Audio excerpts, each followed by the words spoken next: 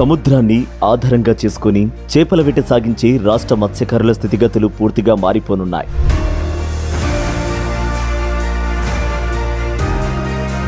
చేపల వేటకు పొరుగు రాష్ట్రాలకు వెళ్లే అవసరం లేకుండా స్థానికంగానే వేట కొనసాగించేలా సీఎం జగన్మోహన్ రెడ్డి ప్రత్యేక చొరవతో 3,793 కోట్ల రూపాయలతో నిర్మిస్తున్న 10 ఫిషింగ్ హార్బర్లు 6 ఫిష్ ల్యాండింగ్ సెంటర్లలో మొదటిది అందుబాటులోకి వచ్చింది.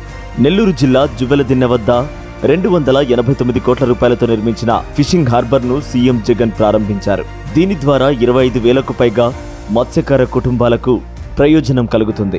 1,250 మోటరైజ్డ్, మెకనైజ్డ్ బోట్లు నిలిపేలా ఈ హార్బర్ను అంతర్జాతీయ ప్రమాణాలతో తీర్చిదిద్దారు. దీని ద్వారా 41,250 టన్నుల మత్స్య సంపద అదనంగా అందుబాటులోకి వస్తుంది. ఫిషింగ్ హార్బర్లతో పాటు రాష్ట్ర ఆర్థిక ముఖ చిత్రాన్ని మార్చే విధంగా 16,000 కోట్ల రూపాయలతో చేపట్టిన 4 పోర్టుల నిర్మాణం అత్యంత వేగంగా సాగుతోంది.